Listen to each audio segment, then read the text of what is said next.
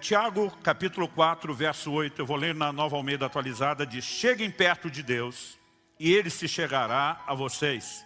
Limpem as mãos, pecadores, e vocês que são indecisos, purifiquem o coração. Eu quero tomar essa primeira frase do verso 8. Cheguem perto de Deus, e Ele se chegará a vocês. A revista atualizada, a clássica, diz: chegai-vos a Deus, e Ele se chegará a vós. A versão fácil de ler, ela apresenta um sinônimo: aproximem-se de Deus e Ele se aproximará de vocês. Não importa qual seja a variação de tradução que a gente use, o que você vai encontrar em comum aqui é o elemento reciprocidade. E quando nós falamos de reciprocidade, a definição de reciprocidade no dicionário é o ato de ser recíproco. Eu não sei se você já teve a mesma experiência que eu, mas você vai consultar o dicionário, você fala: agora eu preciso descobrir a definição da definição que eu li.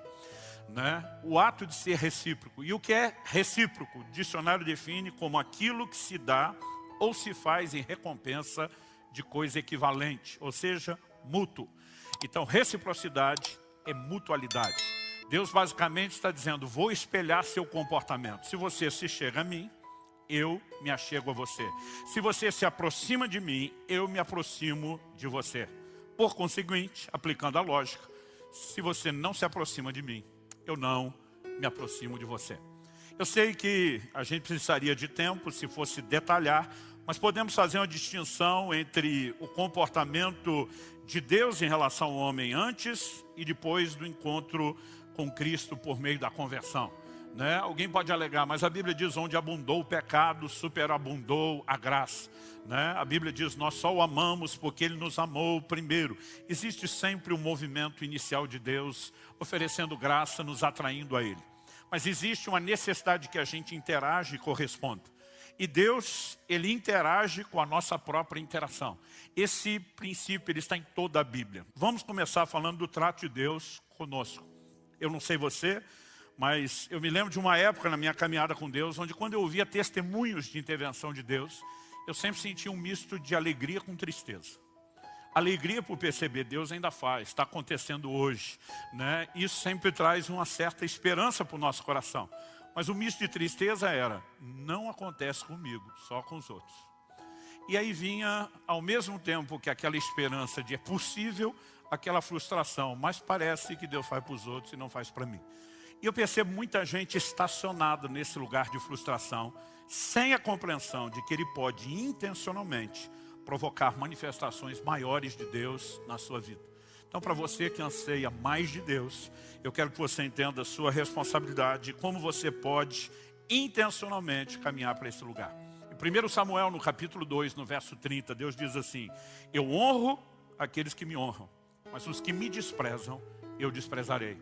Do que é que Deus está falando? Mutualidade, reciprocidade. Ele diz: você me honra, eu te honro de volta. Você me desonra, eu também te trato com desonra.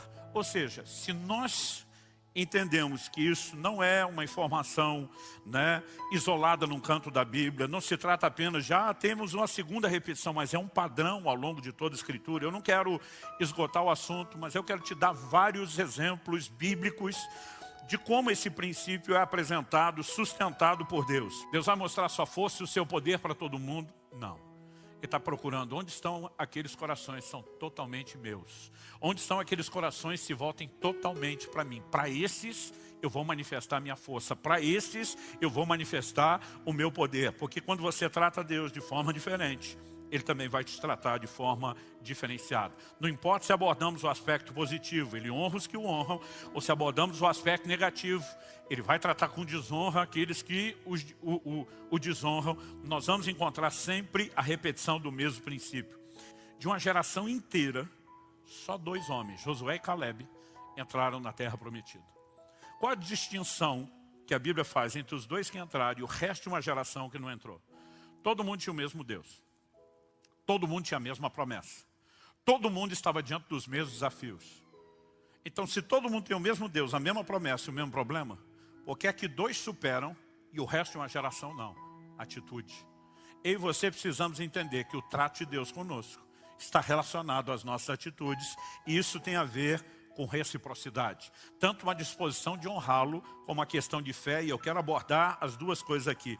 Há um momento onde Deus fala especificamente sobre Caleb. Então no Salmo 18, 25 e 26 nós lemos: para com quem é fiel, fiel te mostras. A NVI, a Nova Versão Internacional, em vez de usar a expressão te mostras, diz te revelas. Para com quem é fiel, fiel te mostras. Com o íntegro, também íntegro. Com o puro, puro te mostras. E com o perverso, inflexível. Então, olha que interessante. Com quem é fiel, Deus se revela fiel. Para com o íntegro, Deus não se revela fiel. Ele se revela íntegro. Reciprocidade. Para com o puro, Deus não se revela nem fiel, nem íntegro. Ele se mostra puro. Então, ele não vai se mostrar fiel para o puro, ele não vai se mostrar puro para o íntegro, e nem vai se revelar íntegro para o fiel. Embora Deus seja todas essas coisas. Mas por causa da lei de reciprocidade ou mutualidade, e de sua atitude e fidelidade, não só permite que você experimente minha fidelidade, mas que você entenda minha fidelidade. Sua atitude e integridade permite que você não só desfrute, mas que você compreenda a minha integridade. Sua atitude e pureza permite ter acesso ao entendimento da minha pureza e, consequentemente, das minhas ações na sua vida. Mas para com o perverso, você não vê uma mutualidade no sentido pleno da palavra. Porque para com o perverso, Deus não se mostra perverso. Por que não? Porque não há perversidade em Deus.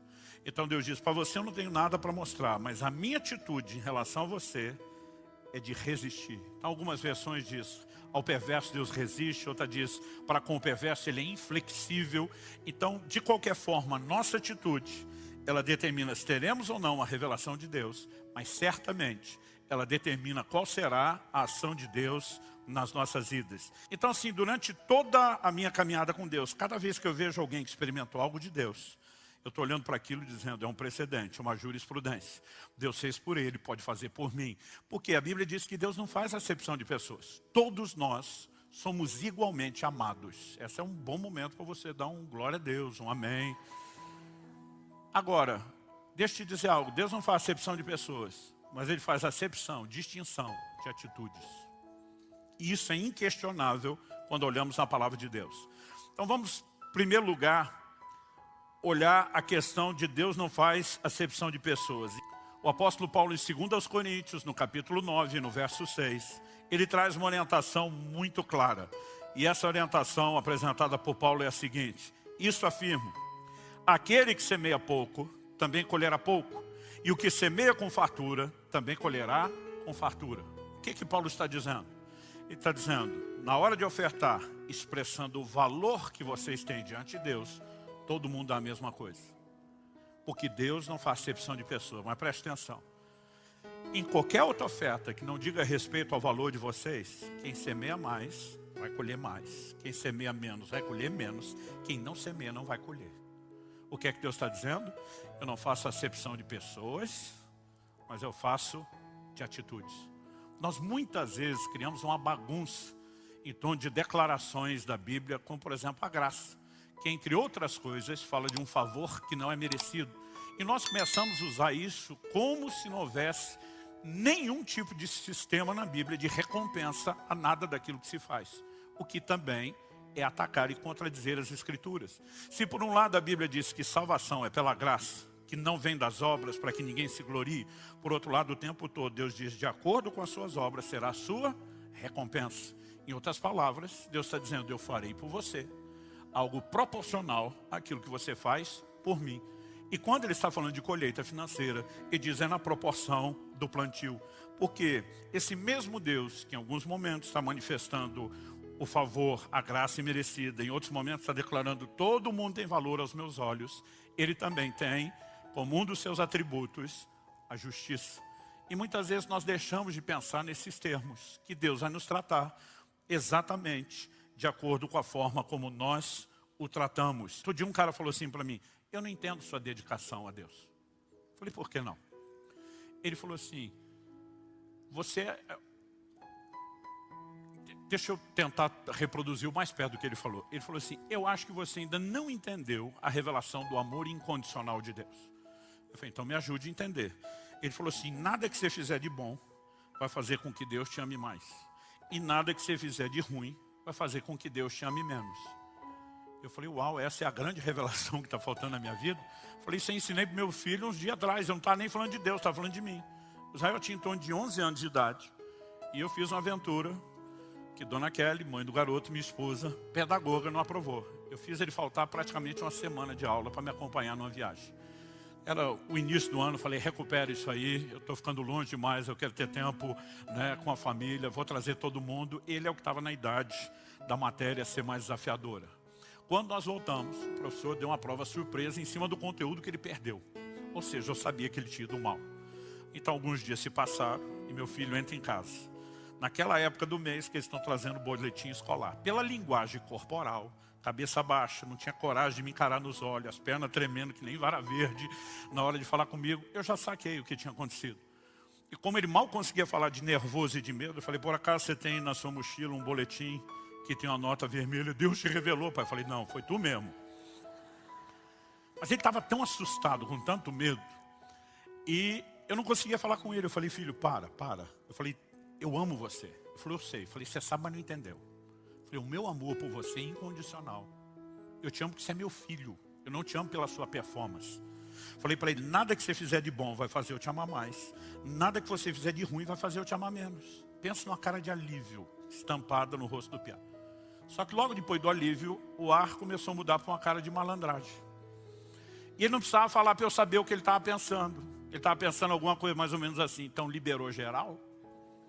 Porque se nada que eu fizer de bom vai fazer o Senhor me amar mais e nada que eu fizer de ruim vai fazer me amar menos, por que é que o meu comportamento tem que ser diferente? Mas quando eu vi a carinha mudando de alívio para malandro, eu falei para ele, eu já sei o que você está pensando aí, então deixa eu te explicar algo.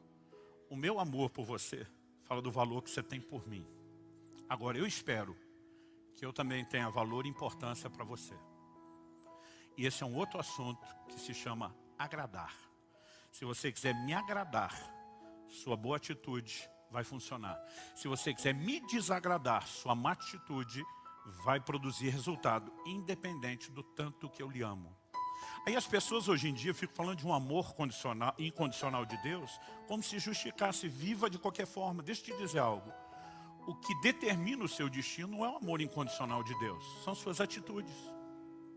João 3,16, Deus amou o mundo de tal maneira que deu seu Filho unigênito para que todo aquele que nele crê não pereça, mas tenha vida eterna. O amor de Deus fez Deus oferecer salvação para todo mundo. As pessoas serão salvas porque Deus as ama? Não. A Bíblia diz para que todo aquele que nele crê. Então, é salvo quem crê. E quem não crê, o verso 18 de João 3 diz, condenado. Então você tem gente indo para o inferno que Deus ama incondicionalmente. Mas mesmo que seja incondicionalmente amado por Deus, vai se lascar. Por quê? Porque a sua maneira de tratar Deus não foi correta. E nossas atitudes vão influenciar e determinar o nosso destino. Quem está entendendo a diferença? Então eu falei para aquela criatura que estava me questionando, dizendo que não tinha revelação. Eu falei, o amor incondicional de Deus fala do valor que você tem para Ele. Sua disposição de agradá-lo, porque isso é doutrina bíblica, gente. Jesus diz em João, no capítulo 8, no verso 29, falando do Pai, ele diz, eu faço tudo o que lhe agrada. Em 1 Tessalonicenses, no capítulo 4, no verso 1, Paulo diz, finalmente, irmãos, pedimos a vocês e os exortamos no Senhor Jesus, que assim como aprenderam de nós a maneira como devem viver e agradar a Deus.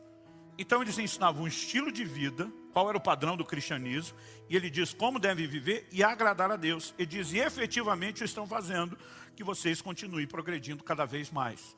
Então você vai ver Paulo dizendo em Romanos 8,8, os que estão na carne não podem agradar a Deus. A Bíblia dizendo em Hebreus 11,6, sem fé é impossível agradar a Deus. Há toda uma doutrina na palavra de Deus sobre agradá-lo. O amor incondicional dele para comigo e para com você fala do valor que nós temos diante dele e de um Deus que não faz acepção de pessoas. A doutrina de agradá-lo fala da importância que ele tem para nós e de como nossas atitudes vão gerar consequências e vão afetar o nosso destino.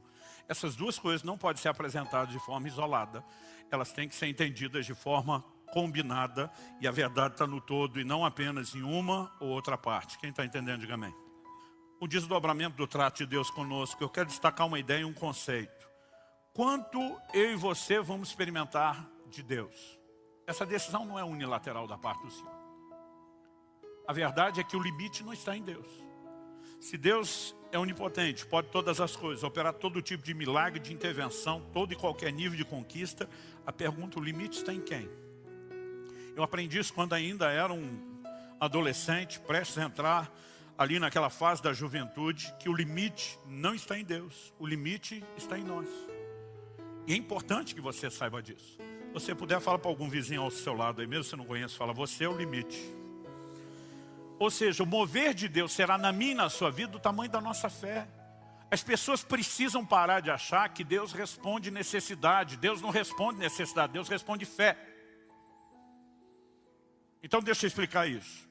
A Bíblia diz em Romanos no capítulo 3, verso 23, todos pecaram e destituídos estão da glória de Deus. O homem já nasce em pecado, separado de Deus, sentenciado ao inferno e precisando de salvação.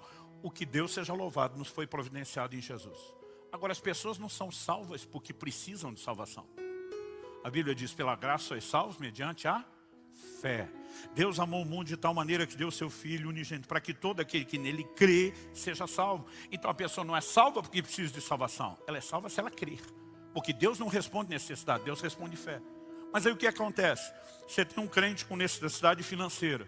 Ele fica murmurando diante de Deus, mas eu estou precisando e o Senhor não faz. Deus não responde necessidade, Ele responde fé. Aí você tem um crente que está com a necessidade na área da saúde física. E ele está lá dizendo, eu preciso de cura e o Senhor não faz. Mas Deus não responde necessidade, Ele responde fé. E fé é algo que eu e você precisamos entender que existe intencionalidade. Não só em exercitar a fé, mas em fazer a nossa fé crescer. Então, se eu e você vamos experimentar de Deus algo que é proporcional, dimensional à nossa fé, e queremos mais, mas não investimos no crescimento da nossa fé, como é que nós vamos chegar lá? Romanos 10:17 diz, a fé vem por ouvir, e ouvir a palavra de Cristo. Se eu e você não compreendemos que estabelecemos limites e que nós podemos intencionalmente removê-los, nós não vamos muito longe. Romanos capítulo 5, verso 2, nos mostra que pela fé nós temos acesso à graça. Tudo aquilo que é disponibilizado na graça só tem um acesso, fé. Agora, quanto de fé eu e você iremos manifestar, depende da nossa decisão de crer e confiar em Deus e de alimentar e exercitar a própria fé. Agora, qual a diferença disso? E a declaração de Jesus em Mateus, no capítulo 6, no verso 33. Buscar em primeiro lugar o reino de Deus e a sua justiça, e todas essas coisas lhe serão acrescentadas. Que coisa é essa que Jesus está falando? Se você olhar o contexto, desde o verso 25, Jesus está falando a respeito de não ficarem preocupados ou ansiosos quanto ao que irão comer, beber, em relação ao corpo, ao que irão vestir. Ele está dizendo, se você colocar os interesses de Deus em primeiro lugar, Ele vai cuidar dos seus interesses. Então busca o reino de Deus e você vai ver o cuidar de Deus se manifestando, vindo a reboque em todas essas outras áreas. O que é que nós temos aqui? Mais uma vez, mutualidade. Deus está dizendo, você leva a sério o que é do meu interesse, o que é importante para mim, e eu faço o mesmo em relação a vocês. O problema é que muitas vezes a gente acaba andando na contramão desses princípios. Deus não pede um nível de entrega profundo, porque Ele é uma criatura meramente exigente, egoísta, com ego enorme, que diz, eu preciso de toda a atenção de vocês. Deus é absoluto e completo nele mesmo. Deus não precisa da minha e da sua entrega. A minha e sua entrega a Ele será benéfica a nós. Vai trazer equilíbrio na nossa vida, porque vamos construir em cima de fundamentos duradouros, vamos construir em cima de valores corretos, e Deus está dizendo, eu vou fazer mais na sua vida. O problema é que o ser humano, desde lá do início do Éden, ele acha que sempre consegue ter uma ideia de como desfrutar melhor da vida fora do padrão de Deus. Então Deus está dizendo, você pode comer de todas as árvores, essa aqui não, se comer vai dar ruim. Aí o diabo vem tentar o homem e diz, Deus está escondendo o ouro. Na verdade, Ele não quer que você experimente o que realmente é bom. Eu fico me perguntando, quem em sã consciência vai achar que a voz de maior credibilidade é a do Satanás em vez da de Deus? Mas por que aquilo encontra um coro dentro do próprio homem? Eu acho que eu consigo algo melhor do que o que Deus está me proporcionando. Ele simplesmente dá ouvidos àquilo.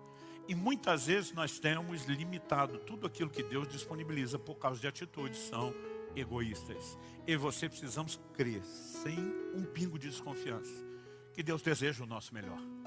Mesmo no momento onde Israel tinha se afastado de Deus, estava colhendo as consequências, sendo julgado como nunca tinha sido, Deus diz, eu é que sei os pensamentos que tenho a respeito de vós. São planos de bem, não de mal, para vos dar um futuro e uma esperança. Deus está dizendo, até enquanto corrijo, estou tentando trazê-los de volta para mudar a sorte de vocês. E nós precisamos crer nisso. Ageu capítulo 1, verso 2. Assim diz o Senhor dos Exércitos. Esse povo diz, ainda não chegou o tempo em que a casa do Senhor deve ser reconstruída. Por isso, aqui, lei de causa e consequência. Por causa do que o povo está falando, Deus vai reagir. Por isso a palavra do Senhor veio por meio do profeta Ageu, dizendo, acaso é tempo de vocês morarem em casas luxuosas, enquanto esse templo permanece em ruínas? Portanto, assim diz o Senhor dos Exércitos, considerem o que tem acontecido com vocês. A NVI diz, vejam aonde os seus caminhos os levaram. Deus diz, dá uma olhada à volta. Eu vou ajudar vocês a entender o que é que está acontecendo. Aí ele explica, verso 6. Vocês semearam muito e colheram pouco. Comem, mas isso não chega para matar a fome. Bebem, mas isso não dá para ficarem satisfeitos. Põem a roupa, mas ninguém se aquece. E o que recebe o salário, recebe-o para colocá-lo numa sacola furada.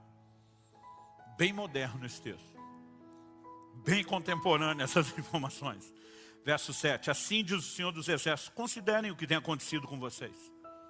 Verso 9, vocês esperavam que fosse muito, mas o que veio foi pouco, e esse pouco, quando o levaram para casa, eu o dissipei com um sopro. Deus está dizendo, não foi Satanás, fui eu.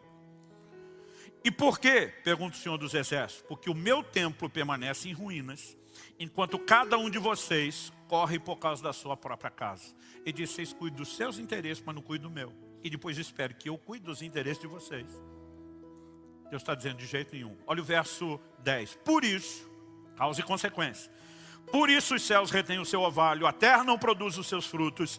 Fiz vir a seca sobre a terra e sobre os montes, sobre o cereal, sobre o vinho, sobre o azeite, sobre o que o solo produz, sobre as pessoas, sobre os animais e sobre todo o trabalho das mãos. O verso 12 vai mostrar que o povo vai atender a voz do Senhor. Começando o governador, o sumo sacerdote, até o povo. A Bíblia diz que eles atenderam a voz do Senhor, que o povo temeu o Senhor. E a Bíblia diz que há um despertamento e eles começam, de fato, um posicionamento para reconstruir a casa de Deus. Então vamos valorizar o que é do interesse de Deus. Depois a gente cuida do nosso. Então o que Deus está dizendo? Se você não me coloca em primeiro lugar, não prioriza minhas coisas, meus interesses, não vou fazer por você. Mas se você mudar, e com intencionalidade me colocar em primeiro e cuidar dos meus interesses, eu vou cuidar dos seus. Quem está entendendo? Sabe, gente, nós precisamos parar de fantasiar a vida cristã e parar de achar que as coisas acontecem de forma meramente espontânea, aleatória, ou que Deus trabalha com algum sistema de sorteio em relação ao que Ele vai fazer na vida de cada um.